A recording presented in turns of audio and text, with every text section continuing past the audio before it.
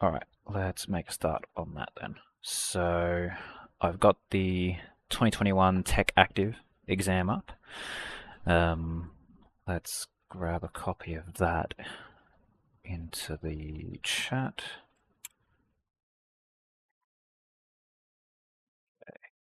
Should be good. Cool. So you can either use that or the screen share. And yeah, once again, starting with the extended responses, since those are probably going to be the more important ones to have a look at. And then, yeah, at the end of the class, we'll go through any of the specific questions that were submitted. I'll drop another copy of that, so you'll have that. Cool. But yeah, just starting off with 1A. Lots of stuff going on there, but fundamentally we just have to prove the volume of the box, essentially.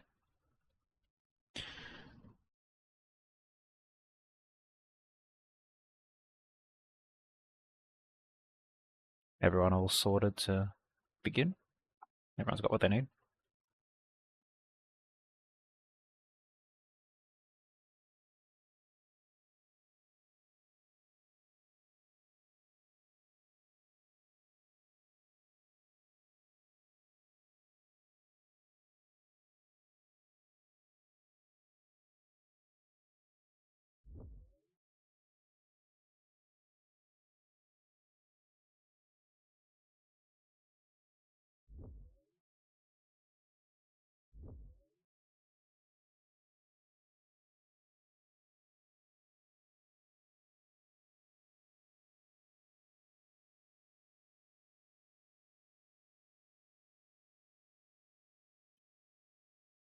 So that volume is given by all of this. So with show that questions, we are given what the result is going to be ahead of time, but we can't necessarily use that, at least in our working out. We have to get there eventually. And so we're told to find the volume of a box. The first step would probably be to figure out, hey, how do I find the volume of any box, ignoring the specifics that we have here. First, Mhm. now that we have the value for h, do we just like list length, width, and height? Length, Yeah, depth, and height? yeah, correct. You do your length, width, and height for the multiplication. That gets you the volume, and then yeah, some of those are going to have h's in them. You're going to replace with h equals 25, like you pointed out. Yeah, Yeah.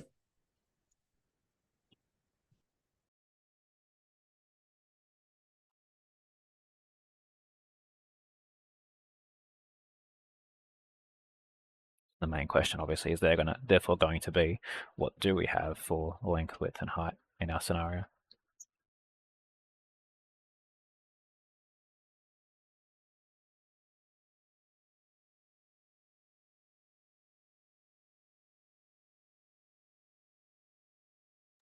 Length should be 50 minus 2x. 50 minus 2x for length. Let's see. Yeah, that'll make sense. And then like width, or yeah, I think it's width, this one. Hmm. Would be 25 minus 2x. Yep, that'll be good. And height is just x. Yeah, correct. Height is just x. Sweet. And then, yeah, shouldn't take too much longer to then refactor that all to look like this. You'll find you're probably just taking out a common factor, and that's pretty much about it.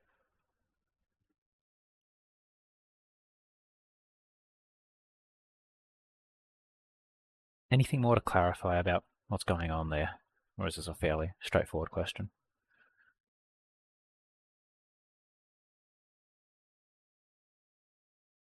Cool. Let's move on. A little bit tougher now. State the domain of the volume. We're not told a whole lot, really. Um, we're told x greater than 0, which is good. That's pretty much the only x information that's directly told to us. Not the final answer of it, though. X being greater than 0.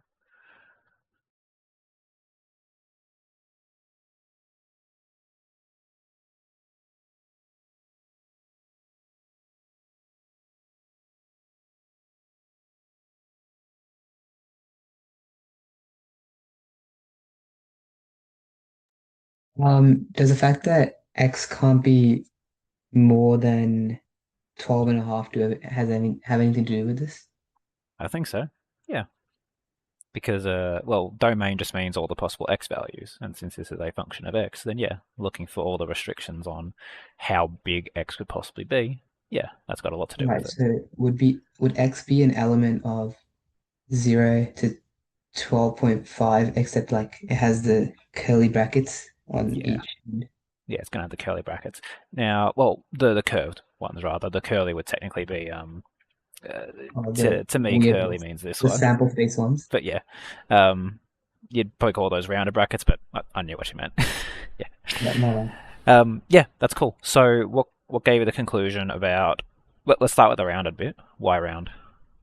Because if we use the square brackets, that means we're including the values Yep. on ends of the brackets, and if we include 0, then X is just it doesn't apply because X has to be more than 0, as said in the question. Yeah. And Okay. if it were to be 12.5, then you would have no width. The Mhm. box would be 2D. Okay, Because, that is true. Why is that a because problem? you know how we have h minus 2x, Yep. like which is 25 minus 2x, right? Yeah. So that means like if x was 12 and a half, you'd have 25 minus 25, and then Hmm. it wouldn't be a box anymore. It would just be a rectangle, Yeah. the shape, because Or you have a width of 0. yeah. Yeah. Effectively. You're right. Yep, totally. I think the one thing I would probably point to here is that volume has to be positive in this particular scenario. Like the question is telling you volume positive, and so at 12.5 specifically, you get volume zero equals zero. So you have to be non-inclusive. There's a lot of debate around this shit, which is like, hey, is zero volume still valid? Yes or no? And a VCAA exam will specifically point out whether it's considered valid or not in every circumstance that I've seen, it's as you've said. Zero volume does not really count as a thing. Yeah. And then, yeah, of course, 12.5 just means if you cut 12 point, yeah, what's 12.5, right? Yeah. 12.5 from both of these sides, you're maxing out on how much you can cut physically from the box. Sweet. Derivative is fairly, very easy, actually. Remember, this is CAS, so there's really not a whole lot to be talked about there. You literally just shove it into the CAS. So maybe we'll just move on to the next thing, which is maximize the volume of the box and figure out what value of x grants that. This one's also very CAS intensive. Well, it's very quickly solved by CAS.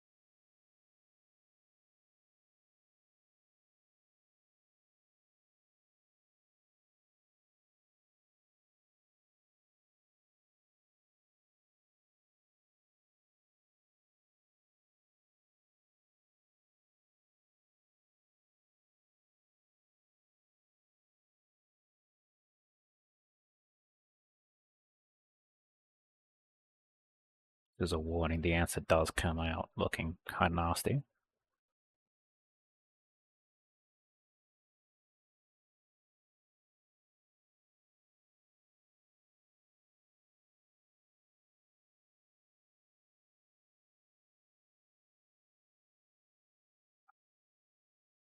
Maximum possible volume. There's a fair few ways you could go about this. Reminder, of course, that you have a volume equation. And so one thing you could potentially do is just plot the volume equation on an axis and then see where the maximum volume is. Um, the challenge, of course, there is that you're very unlikely to get an exact value from the graphing tool stuff. So you do then need to then go ahead and solve it on the CAS in some way, shape, or form to figure out what that actual value is. But at least knowing what it is on the CAS, maybe it's a turning point, maybe it's an endpoint, depends on the function. Um, any of those things could help inform how you go about it in the CAS. Chris, Hmm. um, like, i- is it like is X like 5.283 something like that? Maybe. Did you get this as your exact?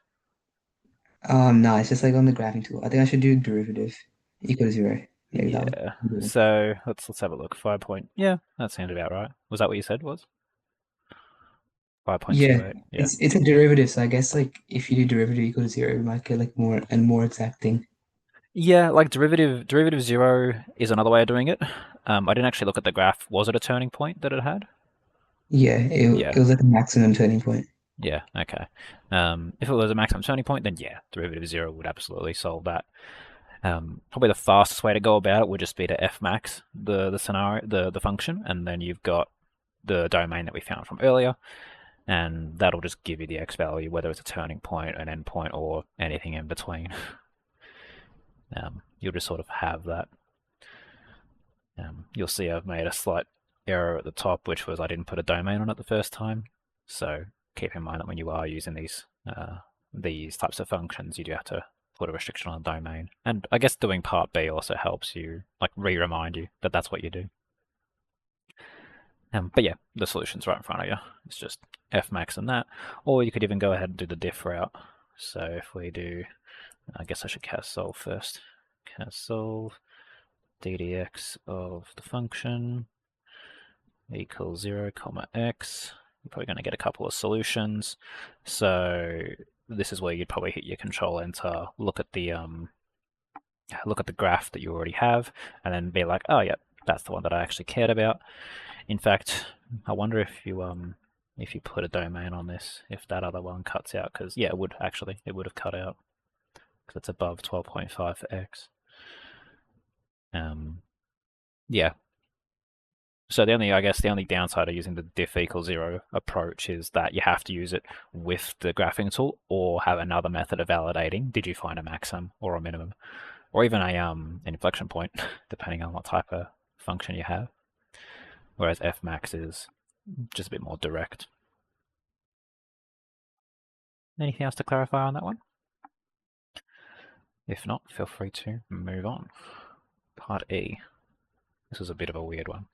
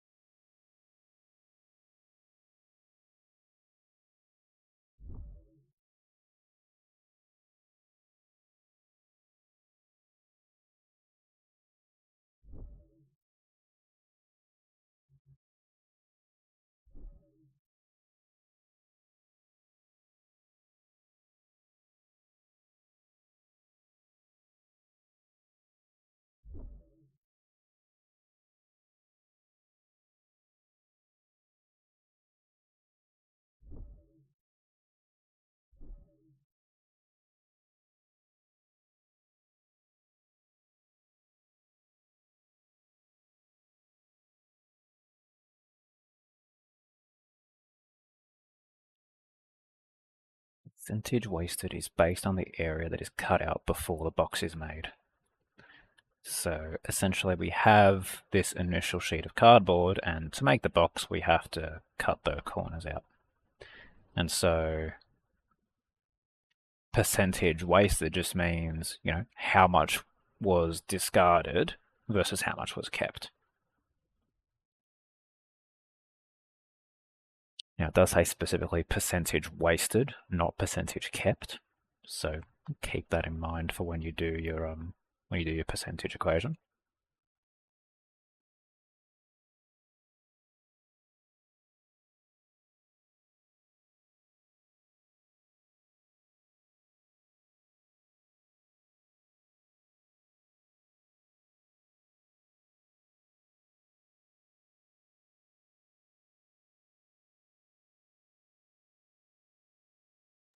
Is it 3.33 recurring percent?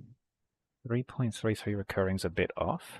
We're looking for 8% as an answer.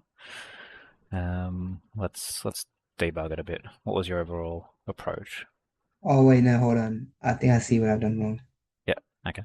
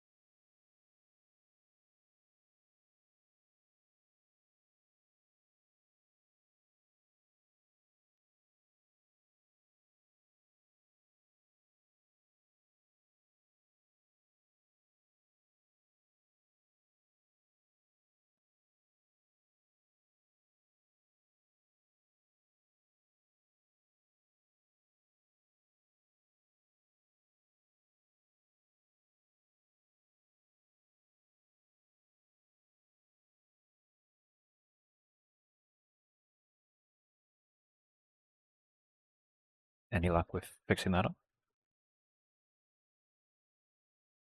Or does it just take a bit?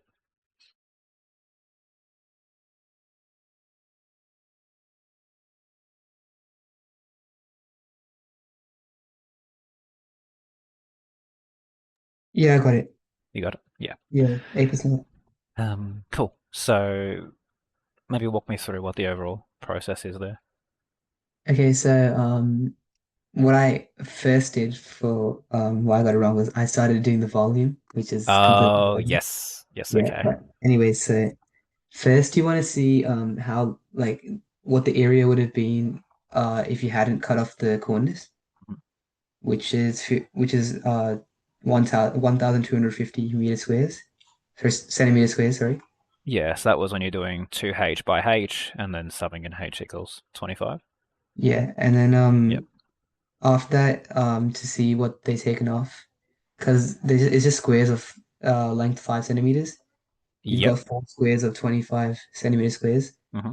So you just do 100 over 1,250 and then you convert into percentage.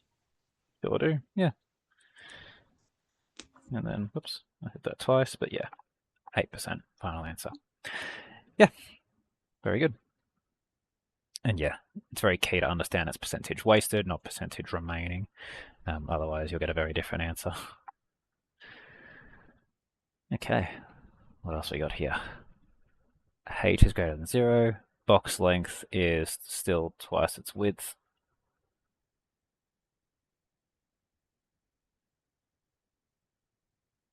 Uh, wait, what?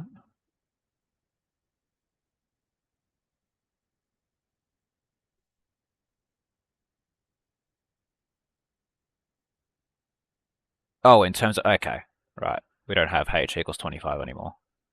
I was like, what the hell's the difference here? Yeah, okay. Yeah, so we don't have H equals 25 anymore. We're going to have H as in our answers. These are questions we've already solved before, but now there's going to be some H's in there. So you're still following the overall same procedure.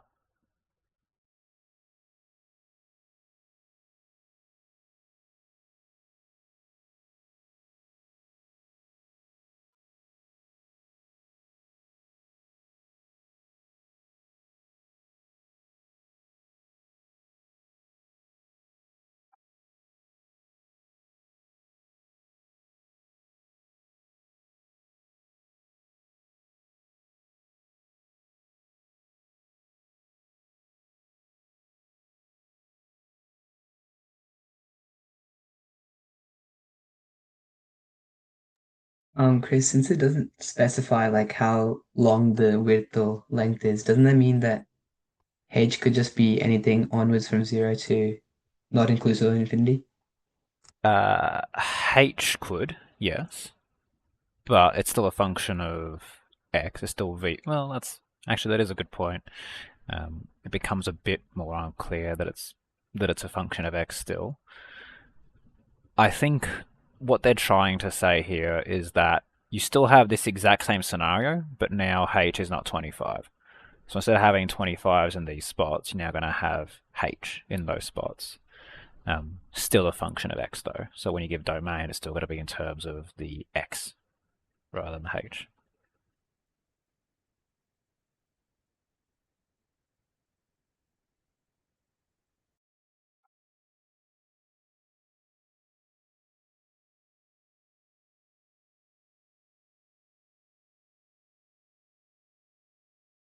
So in other words, you now have this as your function, just replacing each of those 25s with h's.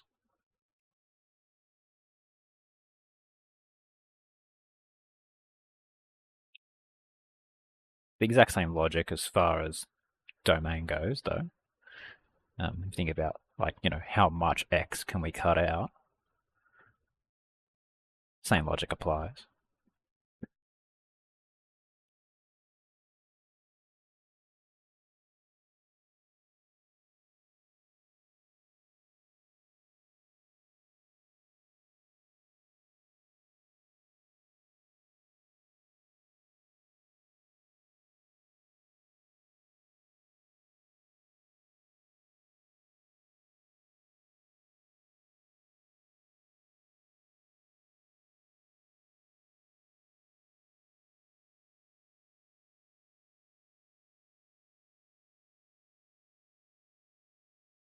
All right. Well, what did we do earlier when it came to finding the domain of this scenario?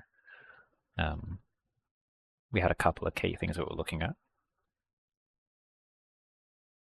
How did we what was it, part B? Yeah. How do we solve part B? Domain of box.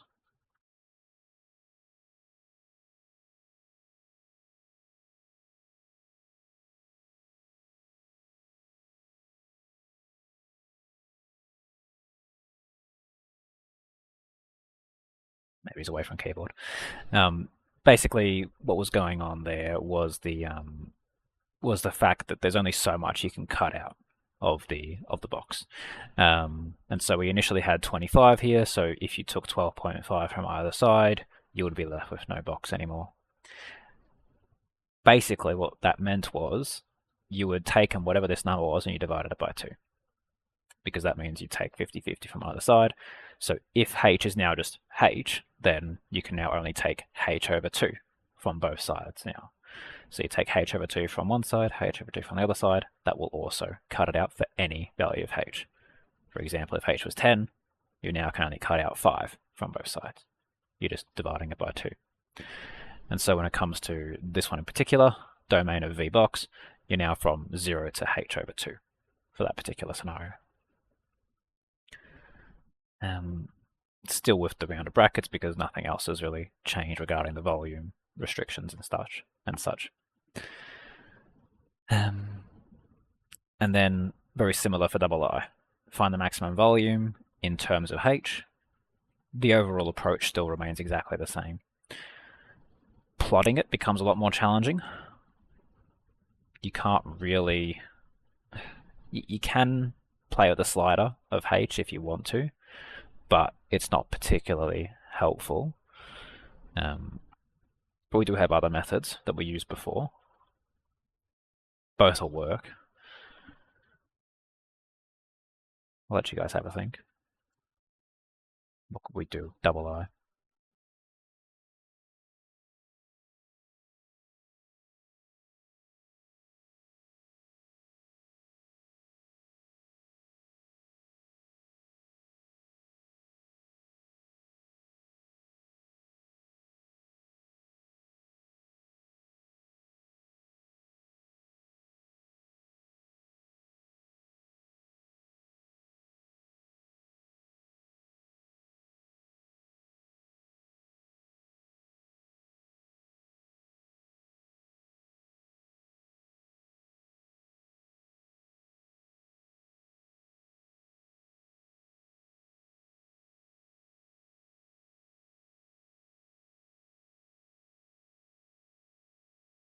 Any ideas so far, or are we a bit lost?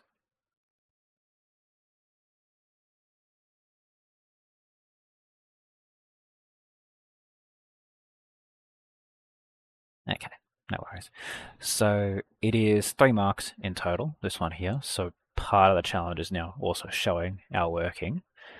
Because if we just do f max to maximize the volume of this function, it's going to get us a decent amount of the way, for sure.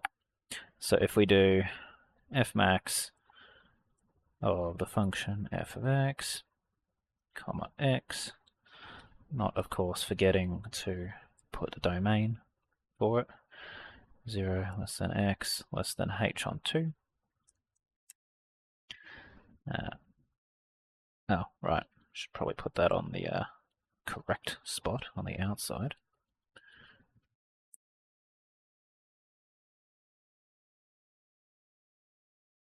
Oh, that's fun.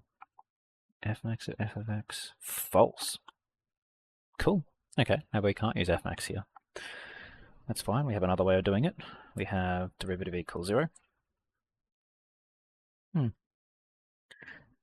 Maybe I needed to put a specific thing that said like h greater than 0 in there as well.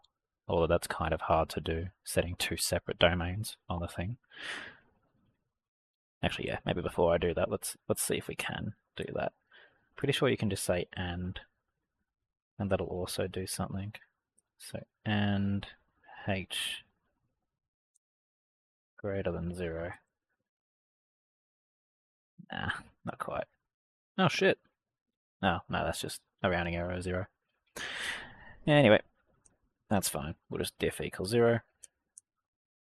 And this is what you would do to show you're working anyway. So derivative of f. Chris, I just did that, but I got h is equal to 3 plus minus root 3x. You did f max. Not just like the derivative thing. Oh yeah. There. Yeah, okay. Diff equals 0, making sure to put the... Actually, I probably still have a copy of it. Close enough. You said that's what you had? Yeah. Yeah, sweet.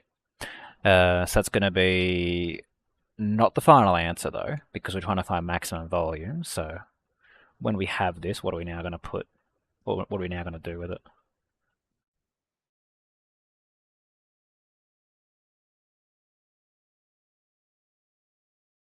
We found the x value for which there is a maximum. This one's the actual maximum. We put it back into the function. Yeah, just put it back right into the function. So we can knock all that off. It's going to give us some big nasty thing. And this is the way you'd want to do it anyway, because you've got to, for your marks, you would show, you would say derivative equals 0. That's like your first mark, getting that.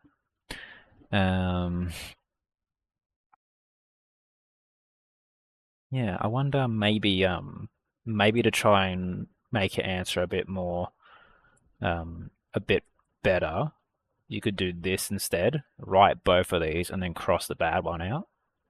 That way you're showing an additional step, which is restricting the domain. Because I think that's where the third mark might have came from. Let me see if the exam report can shed some light on that.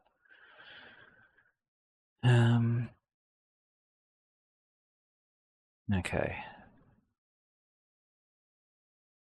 F double I.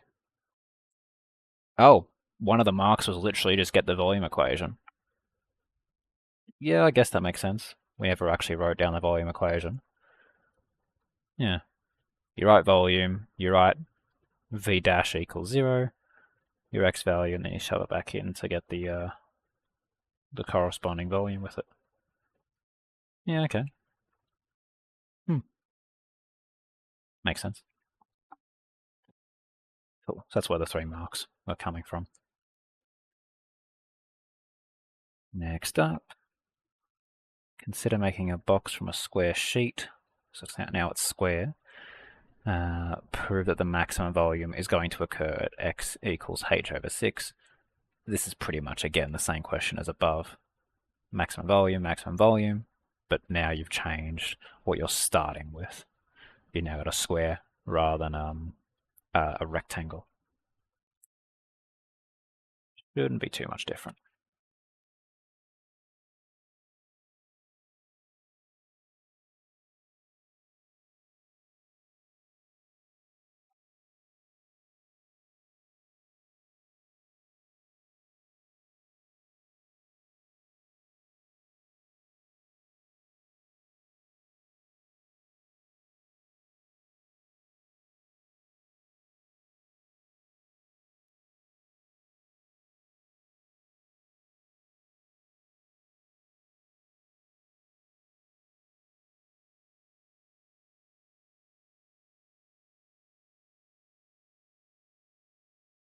Yeah, maybe it's a bit different.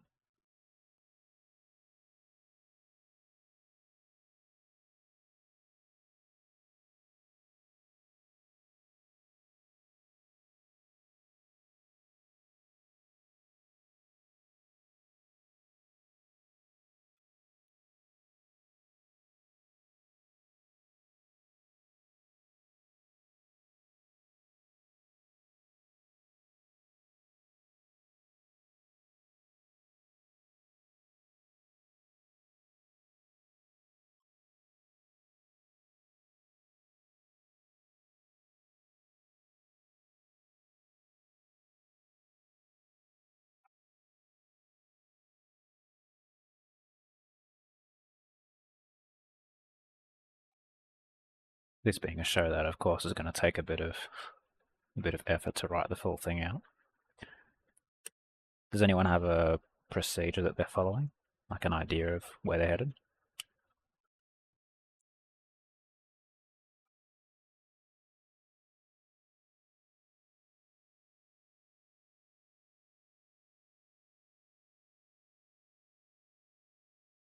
Even though it's a show that it can be good to belt it out on the CAS fast to see if your idea works.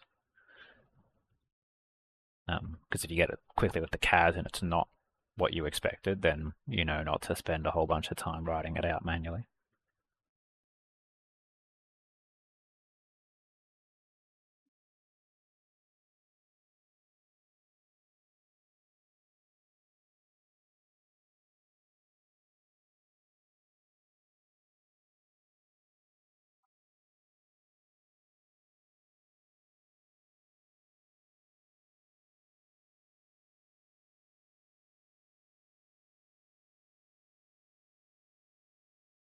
One of the first things I'd definitely be doing is redrawing what we have.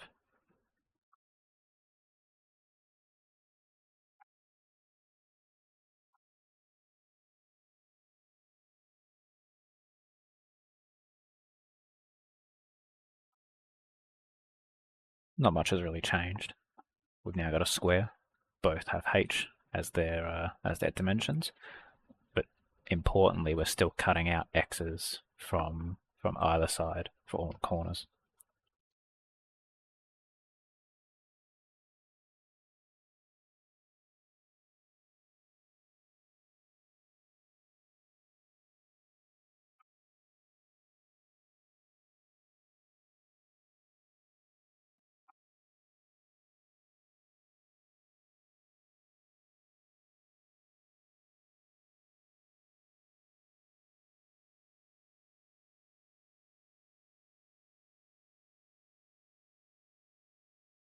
We can then create our volume equation just by looking at that.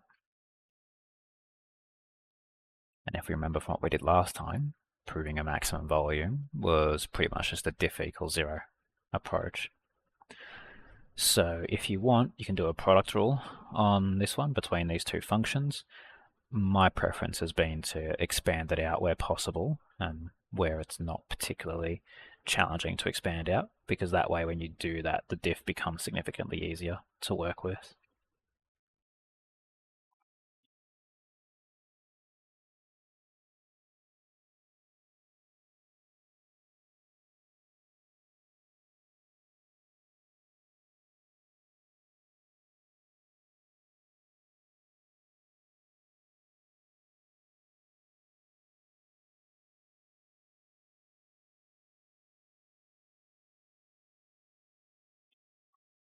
So we can see when diffing this, it becomes a lot easier. Now remember, v dash of x, we're diffing with respect to x.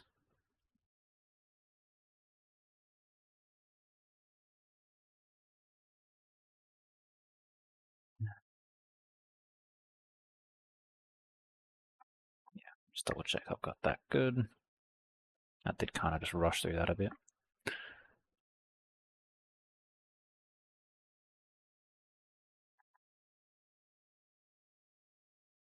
Yeah, looks fine. Okay, didn't make it equal to 0. Well, I guess one of the easier things, we probably include those within each other. Got your h squared minus 8. Now you can take out the full 8x as well.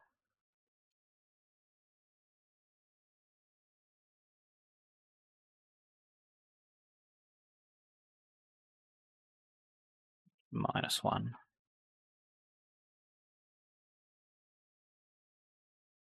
That should work.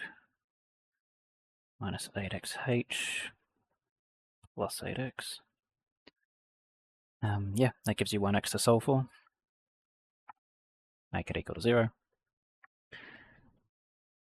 H squared equals 8x, h minus 1.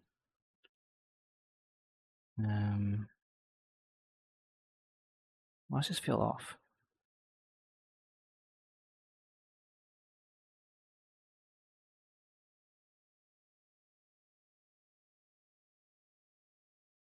What did I do?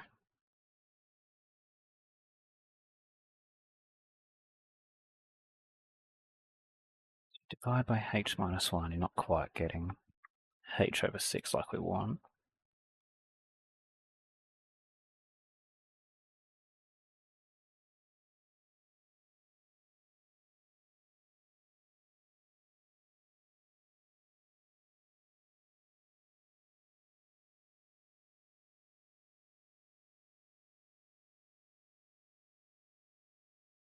Oh, this is supposed to be cubed.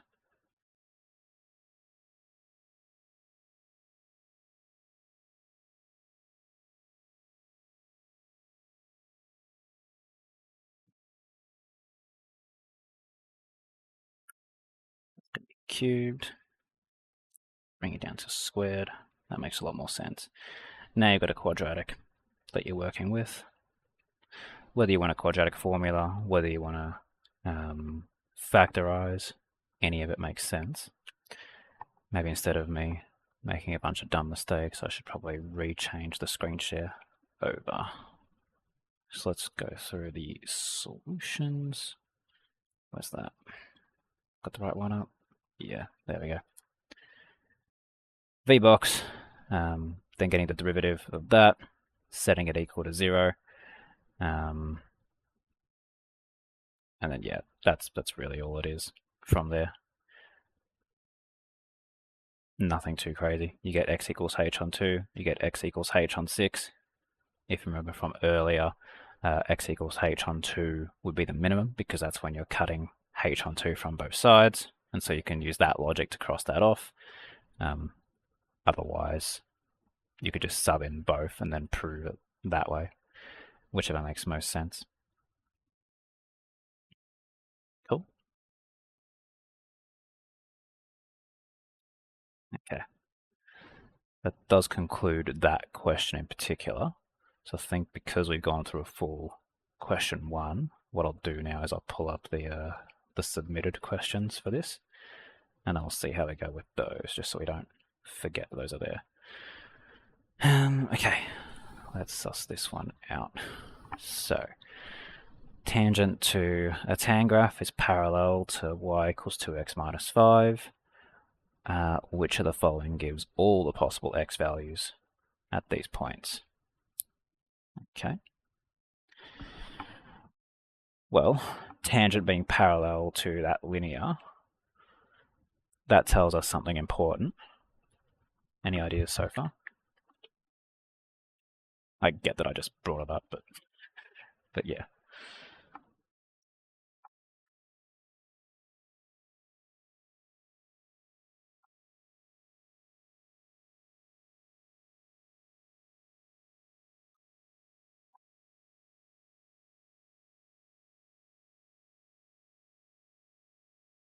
have the same gradient. Absolutely, it does. Yeah.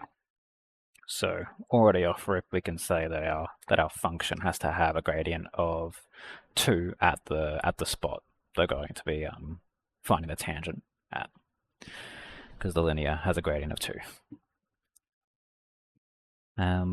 Yeah. How do we normally find gradients of tangents?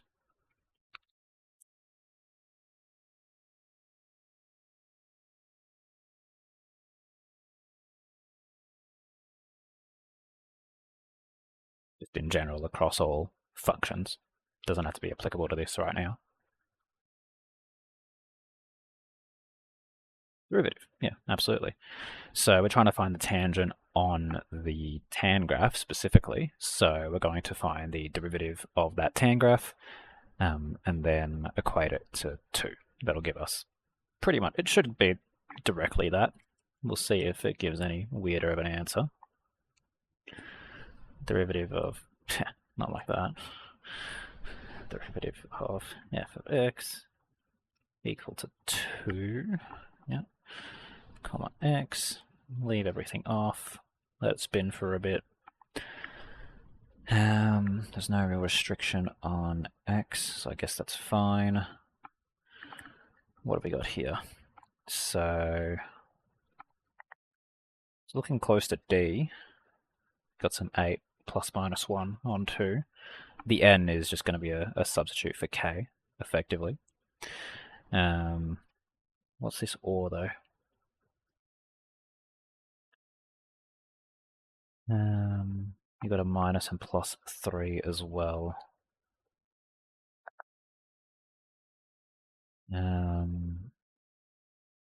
Okay. Maybe it'd be worth expanding these out manually. So do that. We had 2 options. We had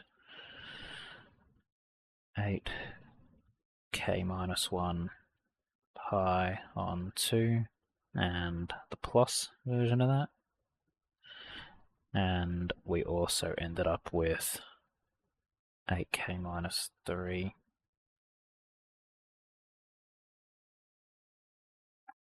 and plus as well. So if we just expand both of those out, we have 8k pi plus minus pi on 2 and 8k pi plus minus 3 pi on 2. And then if we continue, going to have 4k pi plus minus pi on 2 and 4k pi plus minus 3 pi on 2.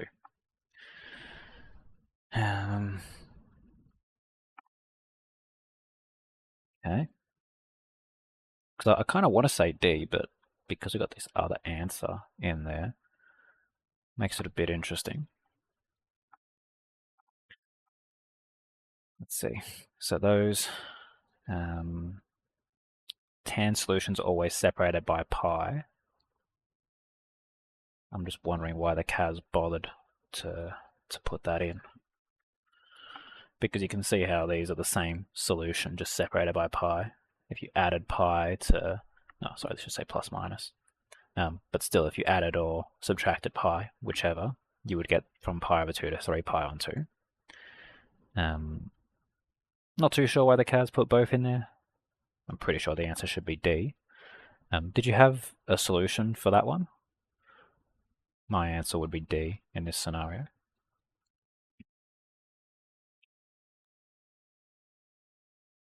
But yeah, let me know if that's off and we'll continue having a look at it. In the meantime, question 18. Cool. Question 18. Sine times log. Graph of x take k. X is an element of real, 2 or more stationary points, which is not possible for k. So basically, which k value would cause it to not have 2 or more stationary points with specifically with positive x coordinates. 17, they said A. 2k pi plus pi over 2.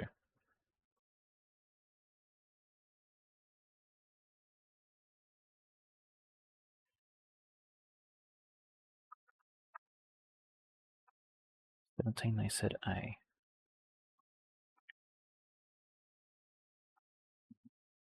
Let's continue with that then. 2 tan x on 2 plus 3, parallel to 2x take 5. Diff equals 2 at those spots.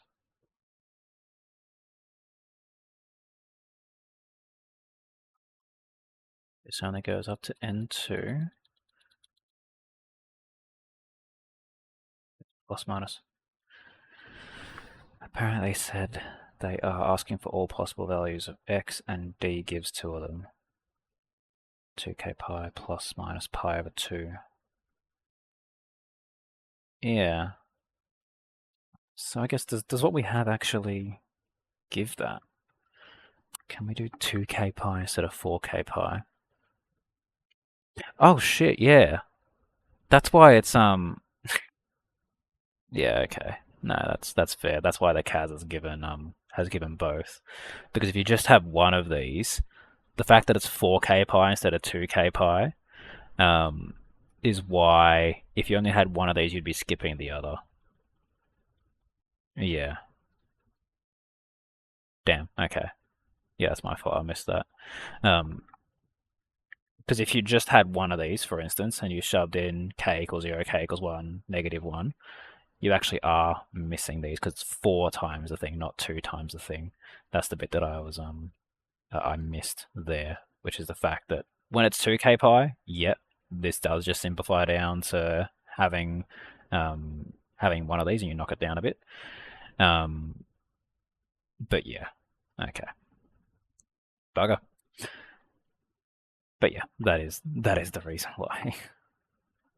Damn. Okay. Well, these are my touch. What's going on? All right, back to this one then. Well, what have I got going on here? That's fixed it. Cool. 0 to 5 pi. 2 or more stationary points with positive x coordinates. Yeah, okay.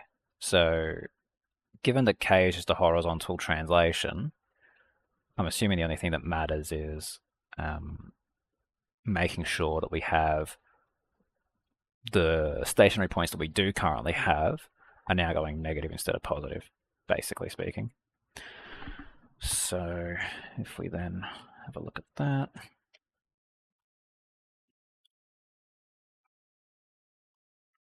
you could just graph that out and see what's going on. So define function as sine times log.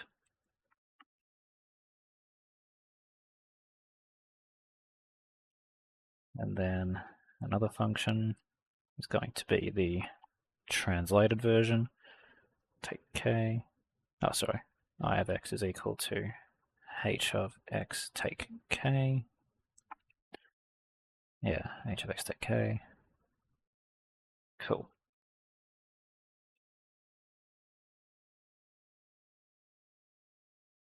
And then give it a plot. Slider for k. Let's start it at k equals 0. That way it's going to be the basic graph. And we should probably also restrict that domain. 0 less than x less than 5 pi.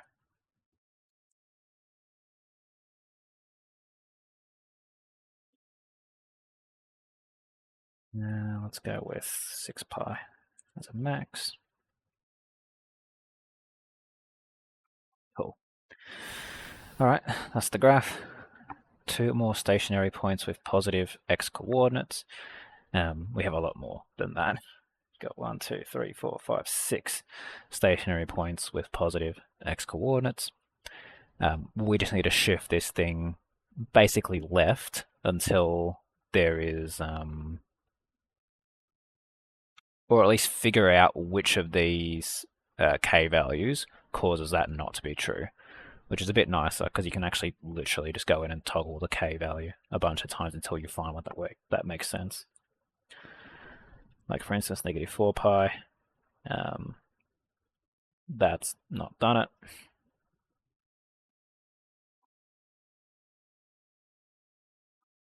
Negative 3 pi. Probably won't do it either, but let's just see. Just why not?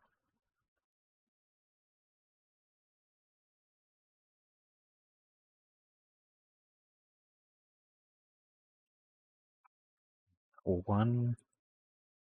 Can't imagine that doing much.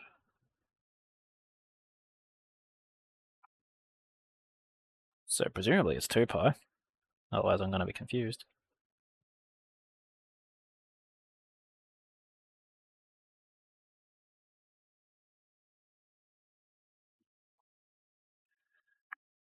Okay.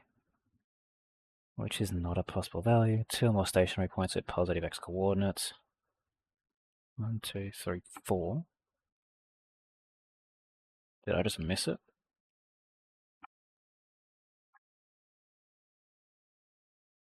Okay. The function defined right.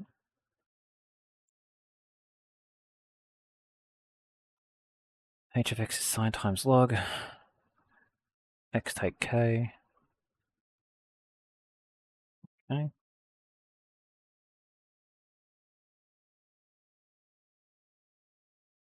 Typo for positive y coordinate. It could be. Let me just run through them again to make sure I'm not losing my mind. So I have negative 4 pi. 1, 2. Okay, yep, that's definitely more. Negative 3 pi. Yep, definitely. So yeah, it probably could be a typo for positive y coordinate. Yeah, maybe. What did the Heffernan say, Pia? This one's going to have 3. If we're talking positive y.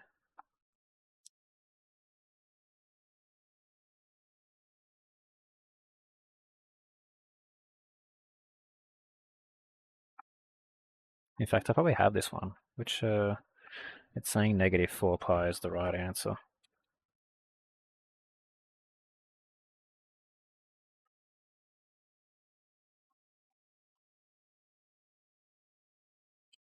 Two or more stationary points.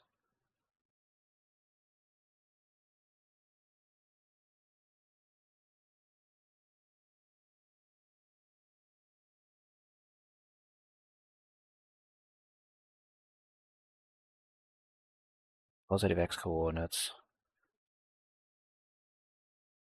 I mean, this has 2 or more for both x and y, and if they were even negative y.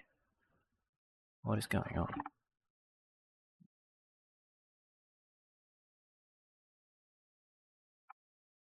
Function is sine times log. Got it. And then specifically we're doing a translation.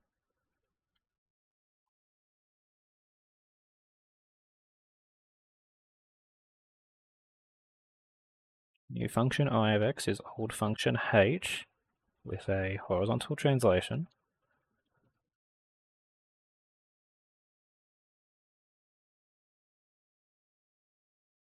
We are in fact looking at I of x.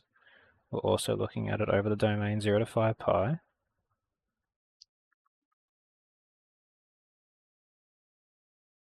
Did they give a reason for what's going on? In fact, I might have this Heffernan. Let me have a look. 2024 exam 2. Let me see if I can pull that up. 2 solutions. This was question 18.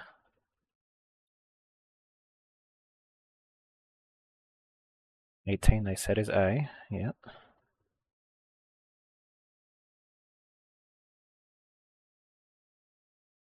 Rechange the screen share so I can show the Heffernan solutions. Okay. This is their graph.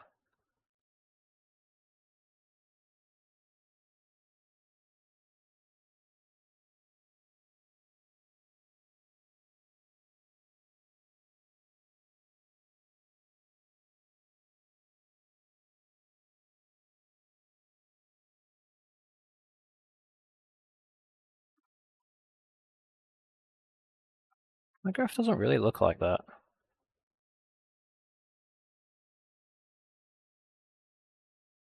It's a bit different.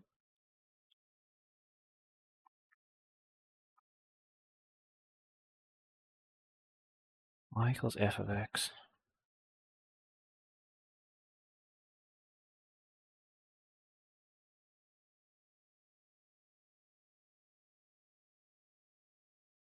F of x is sine natural log. I mean, maybe I'll just replot it without my stuff over here.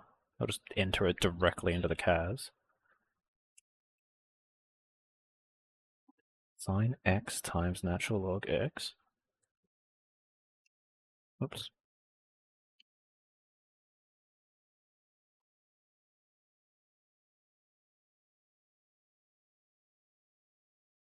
Fuck this up at like, call it 6 pi. Put our restriction on it.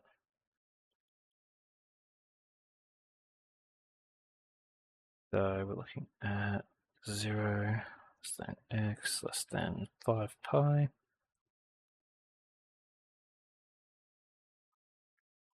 Okay. Cool. It's looking a bit closer, sure. And then the function we want is the old function minus k. So f4 of x minus k.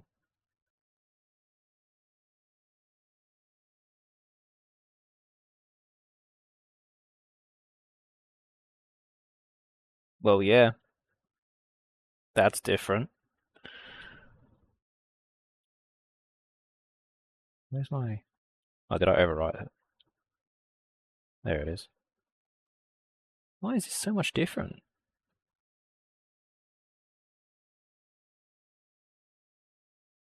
Yeah, okay. Some sort of entry error. I don't know what's different there. This is sine times log. This one is also sine times log.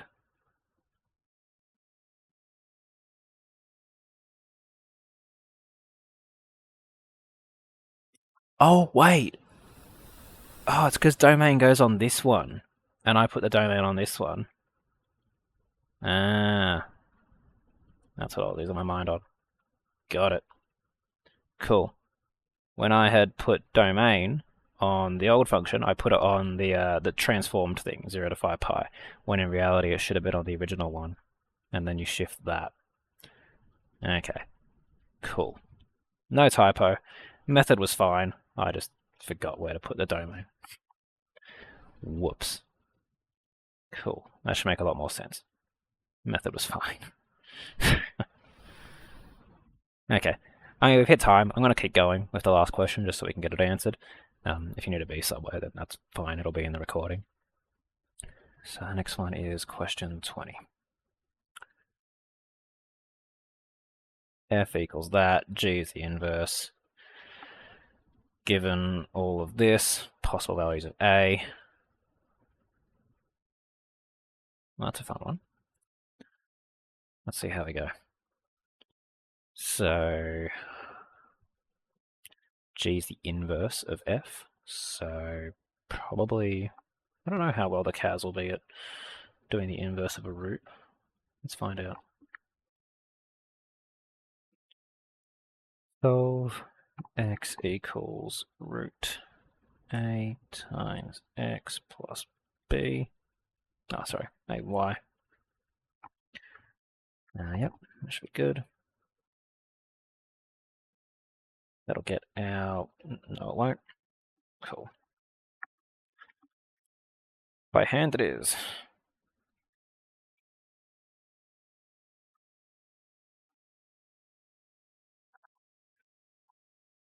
X equals root a y plus b. X squared equals ay plus b. X squared minus b on a equals y. Cool. So that's our function called g. G of x is equal to x squared take b on a. Nice. Given f of 0 is 2, so f of 0 is 2 means that the original function f of x, 2 is equal to root b. Because you just shove in the x equals 0, the a is going to disappear. 4 equals b. We didn't really care for that, we care for the a value. But it does mean that we can now rewrite our g of x a bit nicer. G of x is now x squared take 4 on a. G dash is less than 0, guaranteed. So let's find our g dash. So to make it look a bit easier, I'll just split the fraction up. And now we do our g dash. We have 2x on a. This has to be less than 0.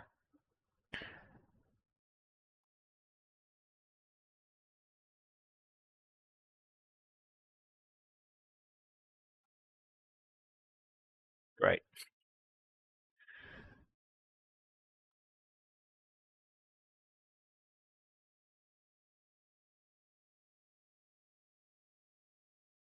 G dash less than 0.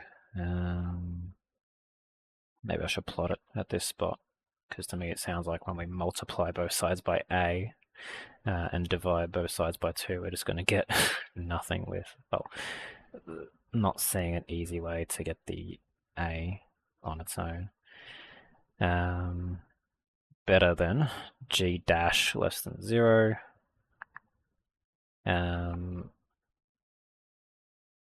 A would have to be negative to an extent because you want the quadratic to point downwards. So this is where you probably play a bit on the cas. Define the function. G of x is equal to x squared on a minus 4 on a.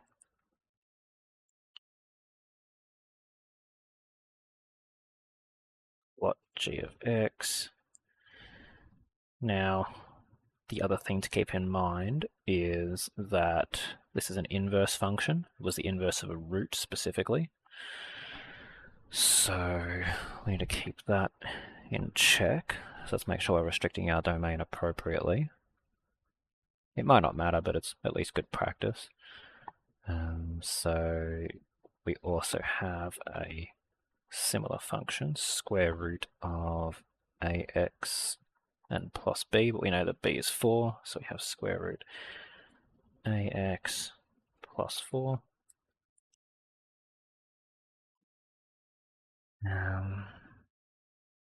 Positive means positive half, so we'll keep that in mind as we toggle our a values.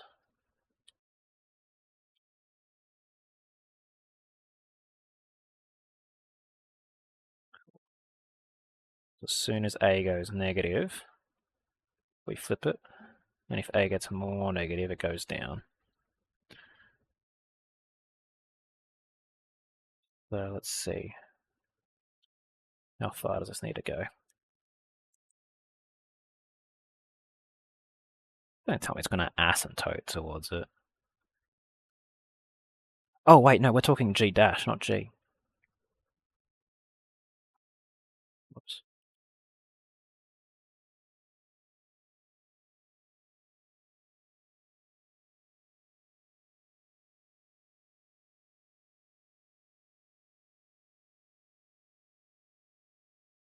Oh, that's even more. Okay, so now we definitely needed to care about that then.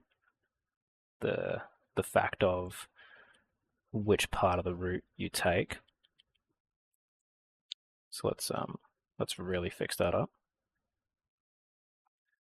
G of x. Now when it's pointing in this direction, it still means you want, yeah, because range of this is domain of this. So g of x is going to get the domain 0 to infinity.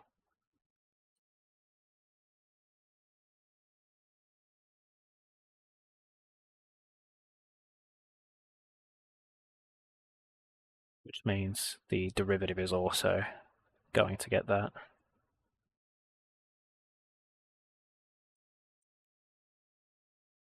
Dx, g of x. It'll probably persist through. Oh wait, no it won't, sorry. If it does, it'll be, instead of me saying that, it'll be f2. No, f1.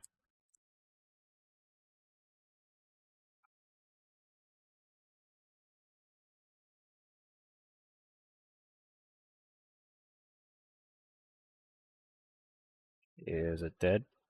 Oh, there it is. Took its time. Okay. I mean, that's looking pretty good. Let's see some more A values.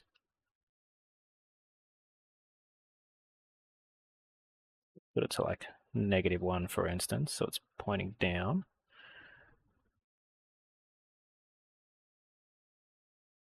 Black line will eventually show up.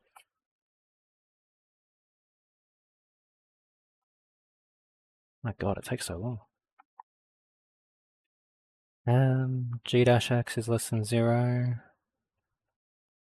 Yeah, it looks like all the A values that are negative is going to work out. Let's check positive just to be sure.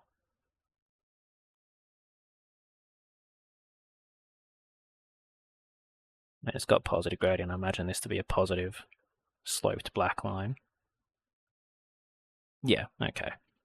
So based on that, I would hope the answer is all real negative. Yeah, all real negative. Let's have a look. 20 is A. Yeah, okay, cool. Got one of them without making a mistake. I'll take that as a win. Is it fair enough how that last one went? Sweet. Cool. Alright, hope that was helpful. There was a bit of mucking around for that. I shall endeavour to do better for the next time. Take care.